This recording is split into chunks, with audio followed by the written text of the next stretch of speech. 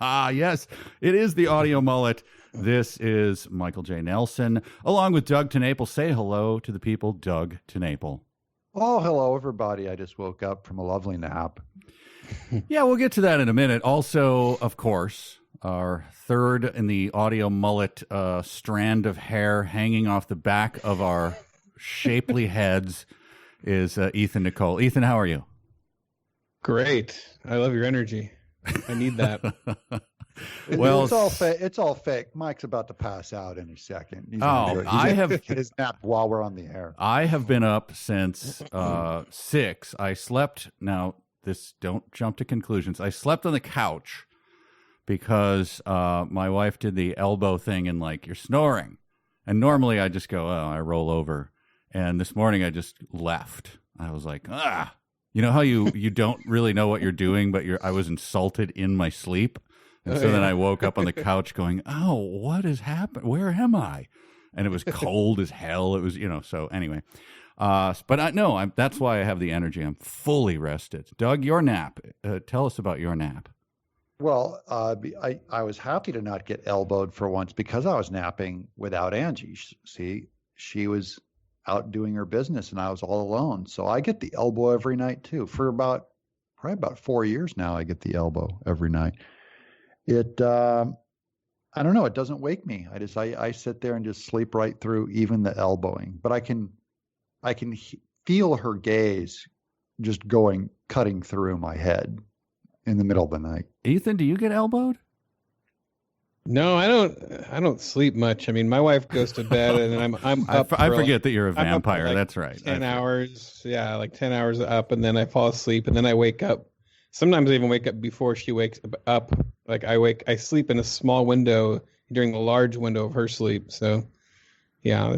Okay. She doesn't exile you to a small window in your house like a cat. You sleep. I never nap. I don't know. I don't understand anything you guys are talking about, honestly. Elbow thing, Mike, I'm shocked that you got pounded and you went to the couch. That is the doghouse. No, it wasn't. She was just normal, as I talked about in the morning, because then I appeared from the other room like a specter, and she's like, what happened to you? And I said, I thought you told me to go away. She said, I never said that. I did the traditional elbow, and you're supposed to shut your fat, snoring mouth. That's all it is. And so it was, But, you in the middle of the night, you're not rational or anything, so I just didn't know, so I just left. Like that technique, though. That you store them off in a hissy fit tantrum. Yeah, but it was because she'll never elbow you again. No, it was fully a sleep based. It was a peak. I was being pissy in my sleep, which she told me once. She elbowed me, and I woke up and went, "What's the big deal?" I sounded like Napoleon Dynamite. I was like, "Just leave me alone, God, stop it." And she laughed hysterically. And the next morning I said, "What? I did what?" I don't take that tone with my wife ever. So she was just like, it was weird. Anyway, this is a podcast, and it happens to be the podcast, Audio Mullet. We are unfashionable. We talk about things that are from the past, that are forgotten, but should be loved and talked about. And today we have a big topic, I guess. Right, guys? Yes, it's Barack Obama. A guy from the past who's beloved, who's gone away, and who we should remember and talk about. Oh, sure, Doug. Yeah, you set the tone. Fidget. Now, ladies and gentlemen, fidget spinners. Can you cancel a podcast? Because I think Doug would on pretty much every one. If there was a way to cancel it from the government, Doug will get us canceled. And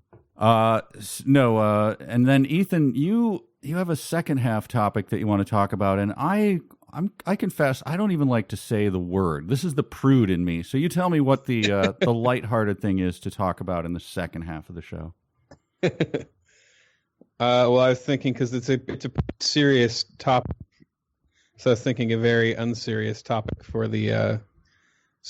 The first half of the show is a very serious topic, so I was thinking the second half of the show could be something very unserious, and it's the Holocaust. Your most epic fart story. Oh yeah. There you go. That's the kind of quality we bring to you here. at Audio Mullet. You can cut that out, Mike. It's okay. I think I got it clear.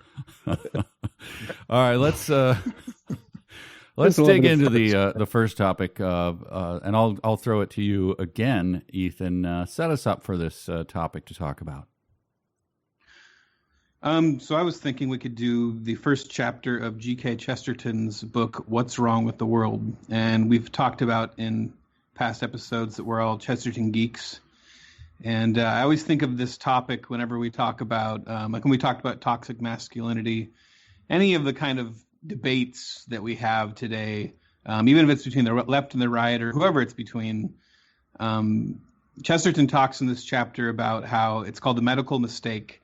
And he's talking about how when we get into these debates about what's wrong with society or how it needs to be fixed, we often make these analogies that it's like a person that needs to be healed, and they use like the words like healing but he makes the point that with a person we have an ideal.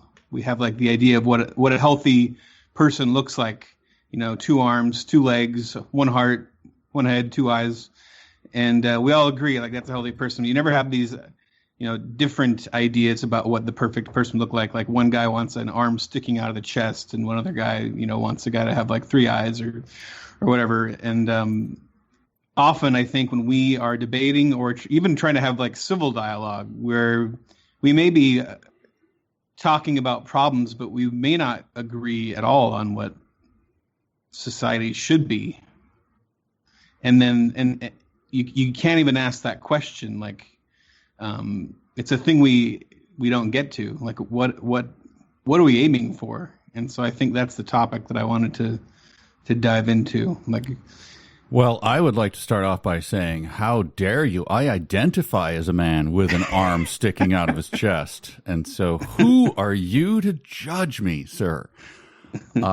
So his point, and Chesterton, Doug, why don't you give because we're going to talk about Chesterton probably a number of times. Give the thumbnail of Chesterton.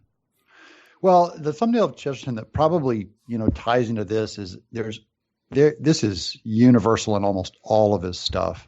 And why I think liberalism rubbed against him the wrong way, or I should say leftism or blind atheism, is because he talks about this a lot in evolution.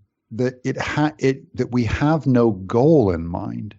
We have no goal in mind. So that's the medical mistake too. Is that he's watching this rising government come up before him in the age of modernity, and he's a pre-modern.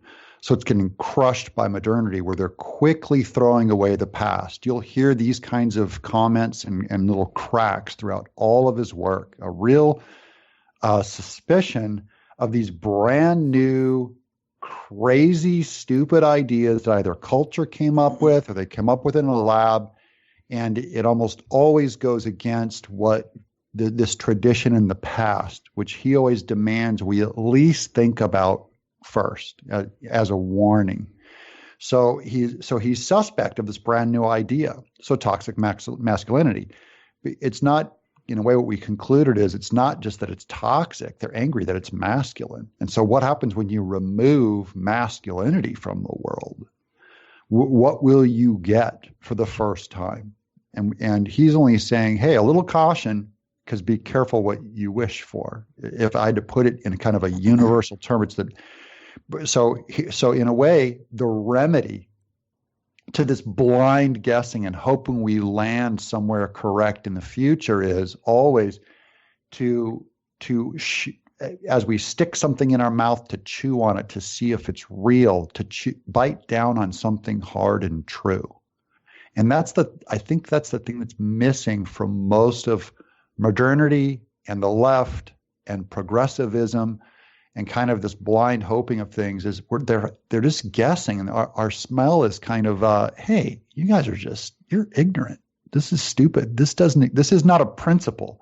We want to change these bad ideas today if it's to adhere it to a truer principle, and true principles tend not to change over time. That's why they'll tend to be something in the past.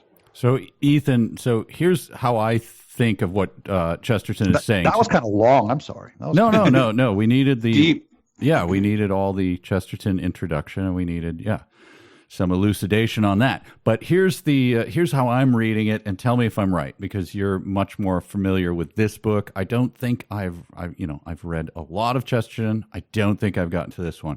He's always, when you read him, you are amazed that the things that he's objecting to, the modern ideas, are still with us and still around. And what I think that he's getting to is that, okay, so we all agree there's these nice words like we should be kind, or the government should be kind, or we should all, it's always around words, right? But nobody ever has the words themselves, as Doug says, you can't bite down on them because they disappear and they mean something different.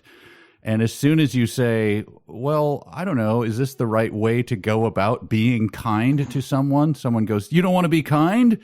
And I think that's what Chesterton largely was afraid of. Like, look, first of all, we have to have a method, but we also have to agree on what the terms mean and who's doing this.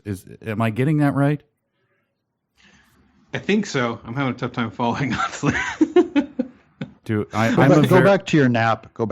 I'm a very confusing person. No. What I'm saying is that people, we claim to have the same goals. I may even, in my fellow Christians in my own church, may say things that, like, we should be kind and we should distribute food to people, and you go, yeah, that's great. I mean, as far as it goes, that's fine. Now, how do we do it? Do we just take it from someone else? That's, I mean, it's just, where does the rubber meet the road? Sentiment, I think. Yeah, I think he's talking on a broad, like, this is basically the introduction to the book. It's the first chapter, so he's setting up his whole book, and he's saying if we're even going to have a conversation about what's wrong with the world, we have to have some idea of what a right world looks like. And he's saying that he basically sums the chapter up when he basically says the argument we should be having is about what the ideal is and not the cures, because you can't even talk about a cure without an ideal. And that's the thing we all want to avoid talking about is ideals, right? Right. Yeah. So what does he conclude is the ideal in the book? Well, I think that's the book. I can't remember the word for word. I remember I read the book a long time ago, but this is one of the chapters I always liked because I like this point, that we don't talk about what is the ideal. So, I mean, I think we know generally what Chesterton's ideal is, and that's orthodoxy, Orthodox faith. But Christian orthodoxy. Yes. So and it's not just arbitrary though, because I think people, when they hear, oh, here comes a guy just saying Christianity is the right way. It's much deeper than that. What we Christians believe. It's not just, oh, I believe this by caveat. It was told to me. I believe it by faith and things like that.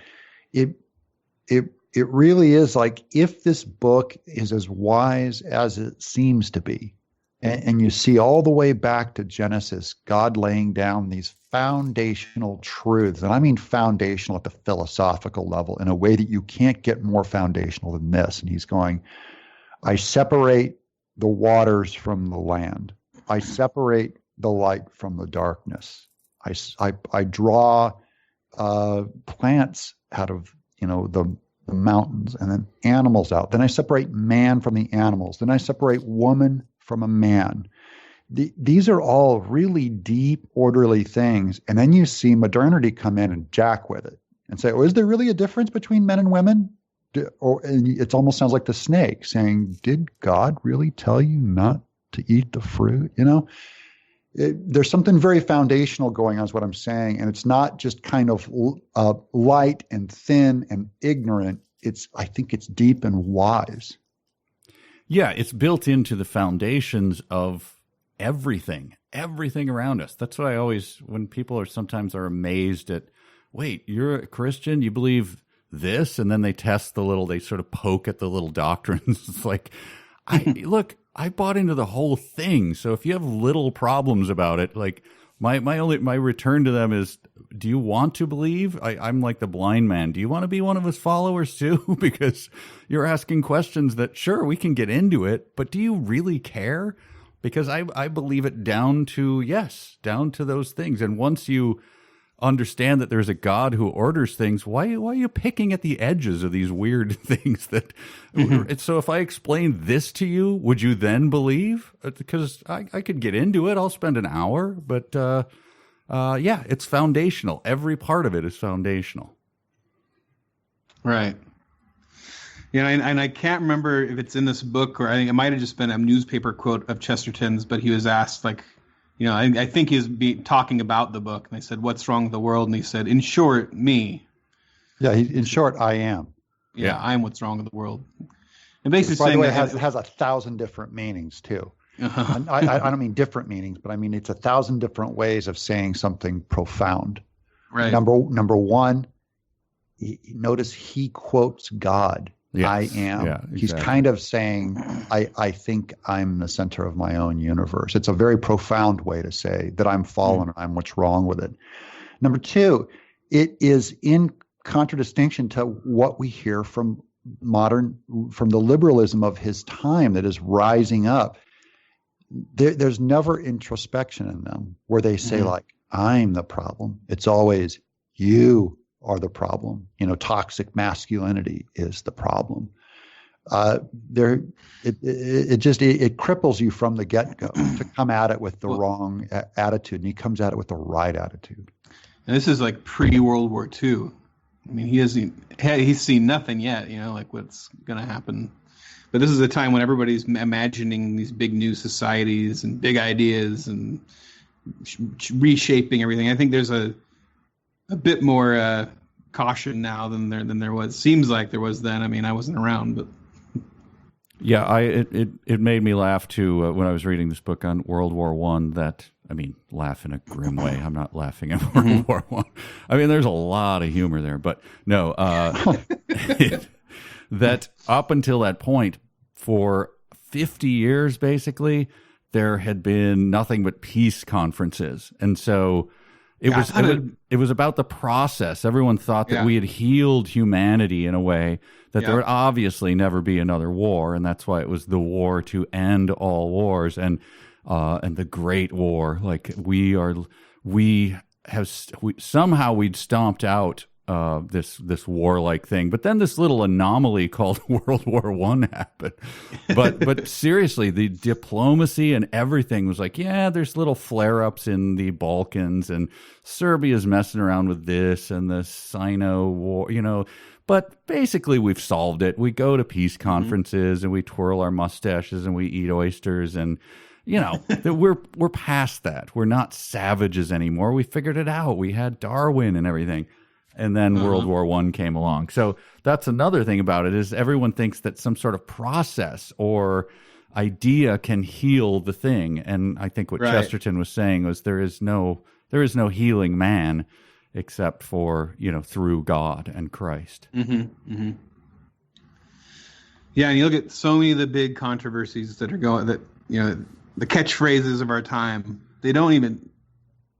let's take an example. We've already been talking about toxic masculinity, but like diversity. Like, these ideas, like, where do we end up with if we're going to like part everybody out of these perfect little groups? Like, you can just take it into infinity. Like, well, you have to have this exact amount of these races doing this thing, and you have the exact amount of these people at this intelligence level. Like, you could just take it and take it and take it, and there's no end in sight. It's a sentiment. It's not really an idea.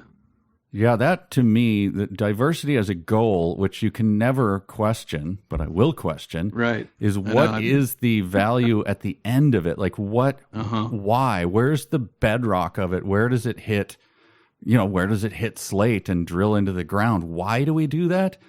I thought we were supposed to ignore race, but it's this weird thing. Like suddenly we're obsessed with race, absolutely obsessed with it. And it's just assumed that no, like you said, we'll graft this arm onto the middle of the chest and it'll all work out. Because trust me, you racist, Yeah, we need another arm, and we're told these things culturally. There's like jammed down our throats, and it's almost like a blob. I think. So I don't think there's a central planning group coming up with these really dumb, bad ideas. I think just kind of a whole lot of stuff is thrown against the wall. Mankind, is the kind of being that starts making connections, and then some of them get a little steam, and then everyone starts running with it, and then suddenly everyone is afraid of global cooling. In one era in 1971. Yes. Yeah, and I remember growing up, and there were these little public service announcements, these little cartoons, and the final message was either be yourself or be different. And I'm like, well, Nazis are different. I mean, and they realized like they were flying up the wrong principle. That's not what they mean by diversity. Or if I say, well, I'm an evangelical working in Hollywood, that's being yourself. That's being different. They go, oh no, we don't mean we don't mean diversity of ideology. We want everyone to think the same. We just want you to have a different color. Yeah. Which makes it even more about skin color, which is weird. Yeah. Early on when my kids were in school and they had to do a project that was like one of those follow your dream ones, and I used to do I would rave against the follow your dream, and my kids were little, and I said, you know what you should do a report on? A guy who followed his dream was Pol Pot. He went to he went to a fine university. He went to Paris, studied with the best, and he went back and he followed his dream. So report about that and see what they say. My wife was going, stop. If there's one thing they kind of have in common is they don't have a universal moral principle behind them, because follow your dream, that takes a lot of unpacking, but they already know that they stand against basic judgment. So it can't be like a universal truth, or they'd start sounding like they'd be the Bible. Yeah, but always the language of what do I call it? The language of morality or solidness is used against, like how dare you judge me means I am a person who judges. I have a standard, and you're going against the standards that all of us should follow. I mean, that's implied in that statement, right? Yeah. How dare you judge me? And so they're using the language, but people get confused where they go, oh, wow, that's right. I shouldn't judge you because. Yeah, that's a perfect example, though, saying don't be judgmental. That is a philosophy that commits suicide the moment it comes out of your mouth, because it is in and of itself a judgment. To say who are you to judge is to make a judgment. So it proves like they fly up the wrong idea and they just look dumb and incoherent, which ought to make us suspect, not make us feel pressured to follow them until it's shown to be coherent at least. Mm-hmm. The final line of the chapter, he says, the only way to discuss the social evil is to get at once to the social ideal. We can all see the national madness, but what is national sanity? I have called this book What is Wrong with the World, and the upshot of the title can be easily and clearly stated. What is wrong is that we do not ask what is right. And I think that, like even another example is the Me Too movement. I mean, it's, or not even that, but just like the idea of, that's a bad way for a guy to be. That's a bad man. This is a way of bad male, which like ties into toxic masculinity. But what is a good male? Like, what is a good man? Like, what we don't talk about that, and we can't agree on that. I think that's another example of one of the things that just drives me nuts. Is the kind of vapid things that get thrown around. Well, people say. I think that C.S. Lewis talked about that in Men Without Chests, about we're suddenly shocked that no one has courage, or no men will step up to do what they need to do, or will behave in a way that we want. But we've taught them to do that. And that's what I hate, this sort of, Doug was talking about how ideas just get passed around. And I think there's an osmosis on the left. And by the left, I just mean sort of the, secular leftist ideas, where I've heard this a lot about the Me Too movement, where guys just go like, how about we just teach our kids not to be bad to women? I'm like, oh, okay. Is that what it is? I've heard that one a lot. Yeah. Is that what it is? For, let's say 2,000 years, Christians have been trying to teach, a sort of chastity and prudence and courage and morality. And we are called the worst human beings on Right. earth. Yeah, So the suddenly- Bible says to treat younger women as sisters and older women as mothers. Yeah. So if I would Harvey love to see that Weinstein textbook, too. did that old thing, Harvey Weinstein would be in better shape right now. You know? It's just bizarre that smash down the absolute foundations of everything that built a culture and hope that something sort of just hives in there and that it's good. That's what I don't understand. Like, if I said, okay, let's say take that stupid meme, like, let's just teach our kids not to do this. Like, good, but you can't just say don't do this. You have to have a positive reason to do it, and based on that, you have to have, when they go like, why not? Feels good. You told me whatever, follow my dream. So how could I follow my dream of molesting women? Why can't I do that? I'm an evolved animal. Do you know how pervasive coerced sexual encounters are in the animal kingdom? Yeah. I'm going to college. I'm supposed that to evolutionary argument. I'm supposed to sow What my about- wild oats. Isn't all of Twitter a bunch of people just shouting about the negative? Like no one's positive something real Well, and positive. Twitter's a I think when giant. you terribly shout about the negative, you look positive, like you look good, and I think it's virtue signaling. I think is one reason it's so loud right now. I look at morality now. There's my analogy to it is we've all done this. You know, when you get to a project in Hollywood and they go, what we want is something edgy, but not too edgy, but we want it to be this. So and they describe a vague cloud of words to you. And I say, well, what notes do you have on it yet? Oh, no. It's a concept now. We're working on it. And then the second you write a page down and hand it to them, they're like, well, not this. Yeah. I'm like, well, you have to actually put something down. And that's what I feel about their morality, like talking in vague words and word clouds, and then something happens and then they have all this to say about it. But like, you have to state a positive at some point. At some point, these people yelling about things that they don't want have to state, okay, what is your moral grid? Where do you found it on? What's your cosmology? Where does it come from? Why should I obey it rather than ignore it? Et cetera, et cetera. And that never gets stated. It's always just this, vague pablum that we're supposed to assent to. VeggieTales. That's all I'll say. Speaking of VeggieTales, though, on the topic of following your dreams, I always like to say, I think if there's a best episode, which just isn't saying much, but the three of us, I think the episode that kind of was worked on by the three of us the most, and I think it was Mike's concept was about not following the following your dream fallacy. Oh yeah. Crap, what was that one called? I can't remember the Laura Carrick. Was the baseball one? Yeah, the baseball one, the one that got the nomination. But yeah, so Mike's concept. I wrote the script, and then Doug did the punch up and added the B plot gag. But I think it's one of the best episodes. But it cracks me up because it's such a sarcastic VeggieTales episode, and written by grouchy old men. Yeah, like you can hear the grouchy old men like throughout it. I'm still amazed it got through. My conclusion after having, I don't know if you guys have done it, but I worked with young kids at my church once, and all I did, I was basically Felix Unger. He's the grouchy one, right? He's not the, I was just a jerk to the kids because they were really misbehaved when I got in there, and I would come in, like scratching my head like I just woke up from a nap, like, what are we doing? We talking about stuff today? And when I came in, they were so misbehaved. And I knew all their parents. Like, I couldn't believe that their kids were so awful. And it was like 2 weeks of discomfort as I yelled at him and I threw a ball in one kid's face and I like hit him and he got a bloody nose and stuff like that. Yeah. I'd love to have my kid in that Sunday school class. Maybe you'd fix him. And 3 weeks later, I went to church and this little girl came up and she just like jumped on my leg. She's like, Mr. Nelson. And the kids were coming up and they were like kissing my arm. I was like, get away from me. And I'm like, yeah, it's Mr. Nelson.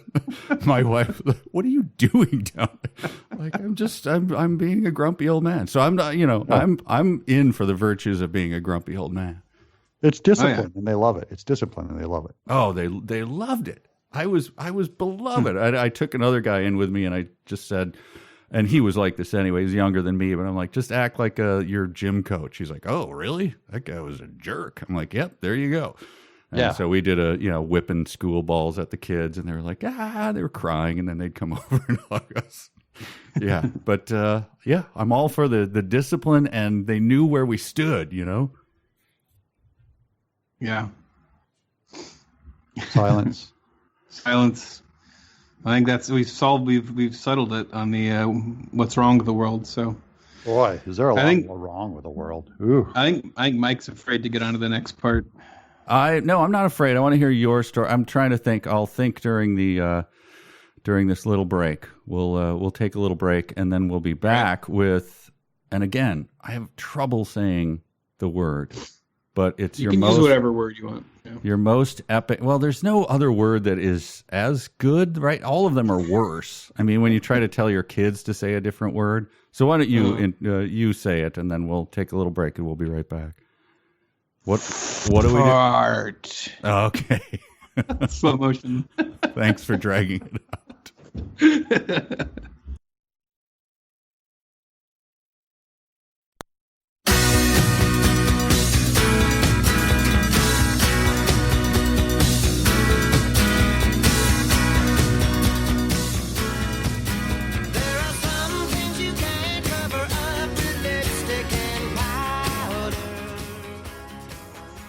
The great Dave Edmonds doing a cover by Elvis Costello. Oh my! I thought that was MC Hammer. Perfect introduction to our next segment, which is your epic fart story. There, I said it. You said it. May God forgive me. We weren't allowed to say fart when I was a kid. My parents would make me say the word gas. Oh, and then when I was around other kids, if they said fart, I would go into like conniptions. Like I'd laugh so hard my eyes would bulge out of my skull because I wasn't allowed to say it, and I just found the word so funny. Wow. Well, time has proven you right and them wrong. Although I think that right. Like gas and, like I said before the break, any word trying to substitute is somehow worse. Like you've heard the word poot. I think is just awful. Like ugh, that's even grosser. Or toot or whatever. Like just let the kids say fart. Even though I don't like it, I'm going on record saying I don't like it. But it's just what's your aversion to the word? It's just the sound. It's just the weird sound of it, and the fact that I don't know that people find it funny. I don't know. Yeah, that's what I mean. Though, is it one of those comedian? I'm too cool to think this thing is funny because because you're stand up. It's very pedestrian. It's that joke. Please, Doug. It's naturally funny. How long have you known me? Do you honestly think that there's any part of me that thinks that I'm too cool for something? No, it's simply it's simply like personal. Zeppelin, Star Wars movies, Marvel movies, just things that are popular and pedestrian. You have to show you're above it all. Oh man, I wish. What can you do? I wish you could have a card that would prove that you could go to an office and be interviewed, under torture, and then you could hand a card to people that had it had the hologram and everything, so it was real. Sure. Like I am being sincere when I say that I do not like Star Wars. We'll sure. We'll take that test over.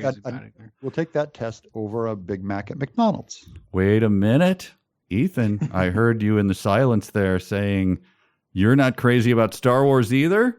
No, I know I'm not. Yes, Doug, in your face. That just means I'm with too pretentious. What is pretentious about? I just don't get it. I mean, I don't know. I like cool alien designs. That's about as far as I go in liking it, and cool action scenes. But even those, like, I get kind of. I don't know. I don't get the. It's more that I don't get the passion. Like I get like why a fun action sci-fi movie is fun, but I don't understand the like religion. But that's not really the topic. Well, let me No, we're off topic, but it's a good one. Let me just say, I had about a different kind of fart. I had the analogy today because we're talking about because we're doing a solo movie for Rifftrax, and that was not a plug, by the way. That was by the way, go to rifftrax.com. No, it's and the movie is just a mess, like horrible. And my analogy to one of my producers was, this is like an 85K car that you bought and the doors are falling off and it's unsafe and the seats and you can see the road through the floor But still people are going, yeah, that's great. That's part of why we love it. And it's like uncomfortable. It's loud and you're passing out from the fumes that are coming into the cabin, and they recall it every year, but they make it worse. And it sucks every time you drive it. It's worse than the time before, but everyone goes like, yeah, they'll get it right next time. It's going to be great. Like, just give up on this thing. It has always sucked and will always suck. Just trash the thing, turn it into scrap metal and return it. Okay. It's but not you can't good. see a difference in suck between, say, Star Wars and the Solo movie to you, like all in the same, just equal suckage. What are we doing? Yes. We're just bugging Ethan. Now we're bugging Ethan. No, we'll get to the topic. I just feel like The topic. The writers were farting when they wrote it, and we'll and then get to the cake got a lot topic. of fumes in it. So that's It just feels like it's important to get it out there, at least for Doug. And then, all right. And there we go. Ethan's mad. We've settled the Ethan's issue. mad that we're not on his deep topic I'm just of farting because we're lingering here. we Look at, I'm just using all my promised fart. people fart stories. I think that's not something you get to hear a lot from big minds, like Mike's. I think, okay, so Mike's mind is silent but deadly. no. No, I agree, but I think that it was good to sort of calibrate people's taste. Now when they hear a fart story, they'll know who it's coming from. Either someone who has a negative view of Star Wars, has a sort of neutral view, or has a deep and abiding love more than the God who is in heaven, like Doug does, about this terrible movie franchise. Doug, tell your fart story. Sure. My fart story is when I was in 6th grade, and I went to the movie. I'd never seen anything like this quite before. And there's this there's a Star Wars cantina with all these monsters and aliens. There's a Millennium Falcon. Was that garbage movie that people talk about? This is totally on topic about farts, but you never saw that before. And so people who see this today, looking back on it, it's like, big deal. What's the big deal? It's like, to a 6th grader, when that didn't exist before, it's amazing. And then that's my fart story. And then you farted. Then you farted. I like that Doug actively subverts our own show. Like, you're one of the you're 33.3% of this show, and yet you want to ruin it and drive it into the ground like it's that crappy Millennial Falcon or whatever. What is that called? Millennial Falcon. There wasn't even a ship shaped like that before. Like, it's just so. I once took a dog turd with a stick and I shaped it into something that it wasn't before. That does not, in and of itself, make it good. What was the shape? Let's dish, girlfriend. The shape was amazing. Okay, if we're gonna do farts, then on another episode we have to do alpha poops. That's when you poop and they make different letters, and you try and collect the entire alphabet. At some point, you check off a little box. I haven't known that involved. Q is really hard. I'm just saying. Yeah. Oh, sounds like that. I'm actually physically ill now. Thank you, Doug. Ethan, go and tell your true. Well, do whatever you want. Obviously, since the show is derailed. So I used to work at a gym, and I wasn't fit. I was still the big fat guy that I am today. But the lady liked me, and so I worked at the counter, so I could just kind of sit there and draw comics. And it was weird. It was a really weird job because all these people that were like way fitter than me were walking by, and I was the guy that they'd sign into. And on one side was the gym, and on the other side was the locker rooms. And so I was at this bottleneck, and I was just ripping them out really bad that day, like really very thick, clouded, just dense, horrible, warm. It would not stop. And so I kept everyone in the gym has to pass by you. They have to walk by. They come in, they're right there, like a few feet from me. If they need to go to the locker room, they have to walk through my little window. If they need to go from the locker room to the gym, they got to walk right through my little cloud. So I keep trying to time it out, but you can't see that they took like a blind corner, so they can just come around. So I keep on blasting them out, and I can't stop. And I'm so self-conscious anyway. I'm a fat guy in a gym, and so at one point, I do blast one out, and this lady, she's like in her probably in her 40s. She looks kind of wealthy. Prettiest woman you've ever seen comes around the corner. She's walking headfirst into the cloud. And she stops right in the middle of it, and she starts to smell the air. Why would you do that? And then she looks at me, and she's smelling harder. She's just knowingly taking it all in, and she's staring me in the eyes, walking towards me. Now she's like inhaling it deeply, and I'm just sitting there like, did I just trigger somebody's strange fetish, or what's going on here? Oh my. She comes and she like leans over the counter, and she starts smelling like next to me, like as if she's like trying to find a source. This is not a dog. Is this a human? No, a real woman. And then she like finally she looks me right in the eye. She's like a foot from my face or whatever, and she goes, "Where are you hiding the pizza?" What? And she's like, "That is not fair. I'm trying to work out, and you're back here hiding pizza." Oh, She's saying that, and I'm in shock. This other guy is walking, he's like, "Hey, where's the pizza?" This other guy's working on there. And so I just deny everything, and I don't know where the pizza is. I have no idea. There's no pizza restaurant anywhere nearby this place. But both of them leave there. How can this be our show? Both of them left there excited that they had to go have pizza that night. So my farts caused those people to like go off their diet and eat pizza that night. Mike. Oh. Shut it down, guys. Pull the plug. You gotta do something, man. What am I? I'm not. You're 33% of the show.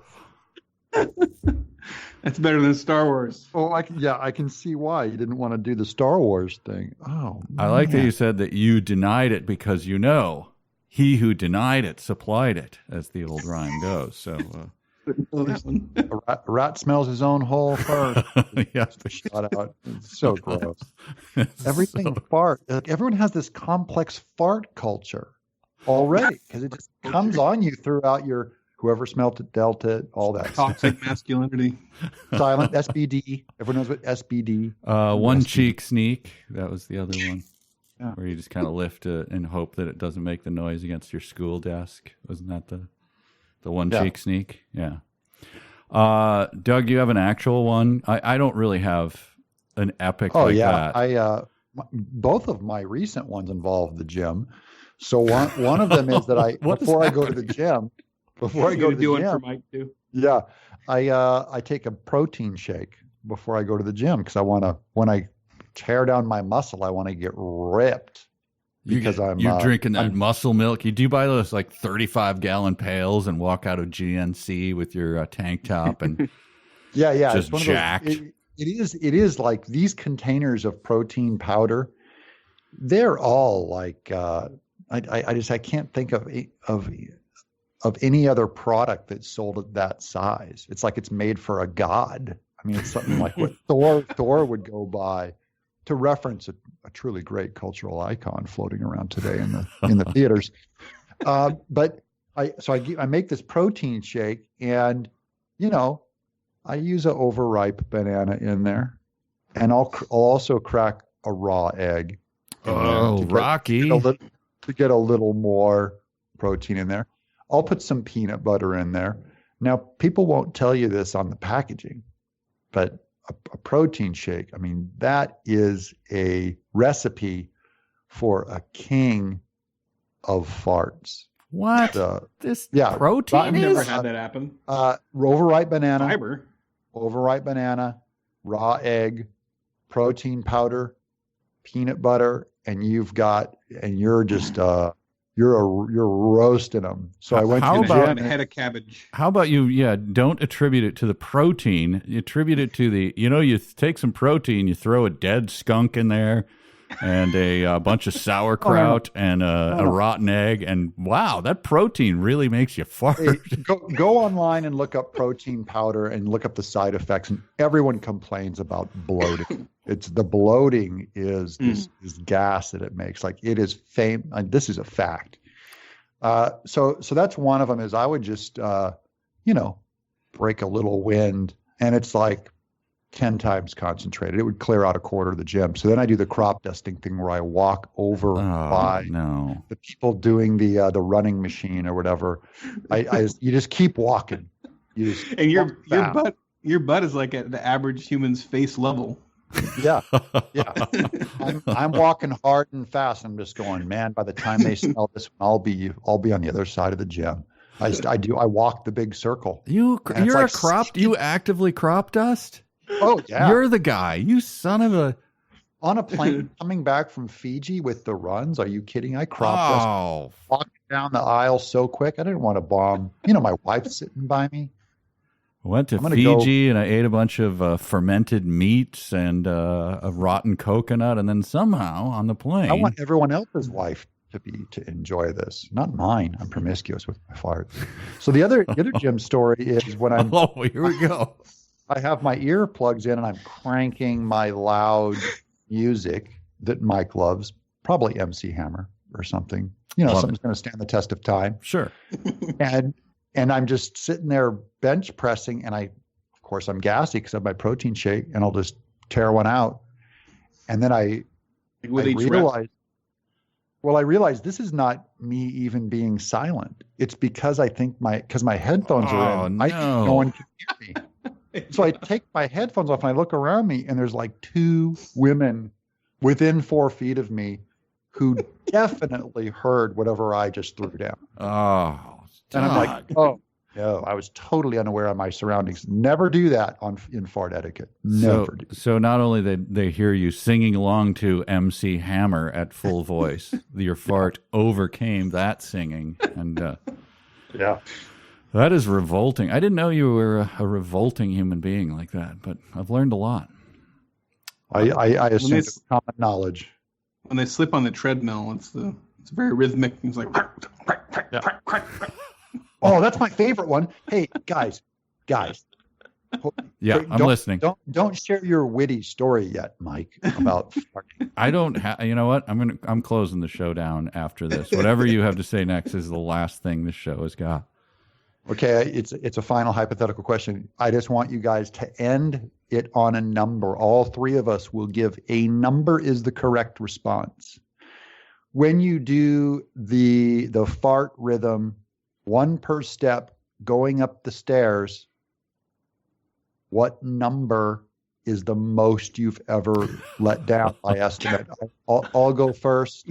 Oh, so like skipping stones? Is that what you're... Yeah. What's the highest you've ever hit? The last number I will give for the show, I'm Doug TenNapel, 12. 3. 1. All the way up a staircase. Audio Mullet.